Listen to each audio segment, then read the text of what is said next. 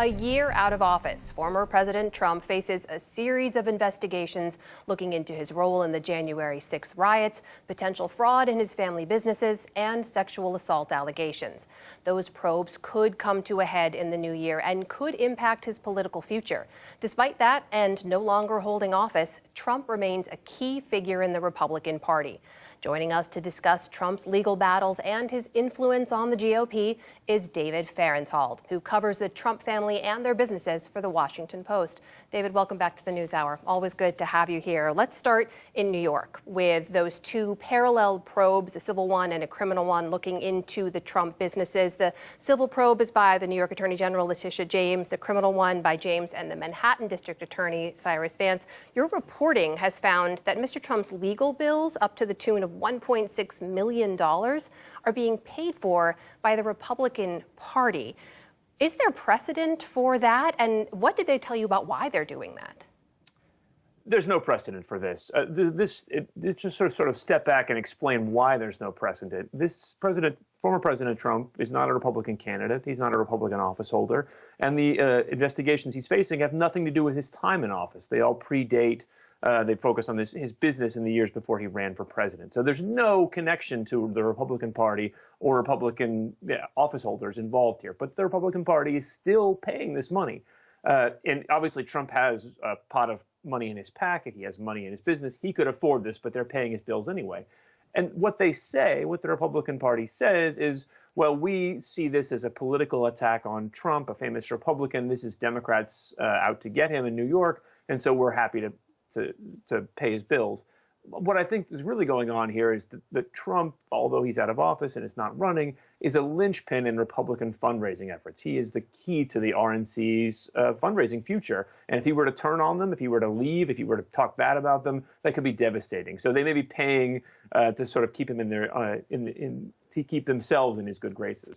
So let's talk a little bit about a couple of these investigations for anyone who hasn't been following along. That civil probe is a fraud investigation, basically, right? That looking into whether or not he overvalued his company's assets to get loans and then undervalued them to pay fewer taxes. And he's been called to testify in that in early January. Is there any chance that happens, David? There is a chance it happens. I don't think it will happen in a few days on January 6th. Because Trump is fighting it on the grounds that, as you said, there's two investigations here. He's been called to testify in the civil one, where what's at stake is a potential lawsuit. But he's also being investigated on basically the same issues for a criminal investigation that could end in criminal charges. And what he is saying is that, well, look, I've been called to testify about the civil probe, but if I say anything that helps prosecutors, it'll be used against me in the criminal probe. So, my right against self-incrimination should protect me from this. I don't know how a judge is going to view that, but I do think it's going to take a little while. It's not going to happen January 6th. What about that criminal probe? What do we know about where that stands? Well, people that have been following this might remember last year the Manhattan DA indicted Trump's longtime chief financial officer, Alan Weisselberg, and two Trump corporate entities, basically for charges of payroll tax fraud, charges they were hiding some of the Trump organization's payments to its executives from the IRS. Trump was in charge in that personally. That period of investigation seems to be over. Instead, they've impaneled a new grand jury a few weeks ago, which has maybe 5 more months to go if they want it. That's focused on the property valuations you were talking about a moment ago. Did he break New York state law by giving wildly different valuations of the same property at the same time to tax officials and to lenders? There's some there's some leeway that everybody who owns real estate does, but where Trump's example is so outrageous, where the difference is so big, that amounts to fraud under New York law.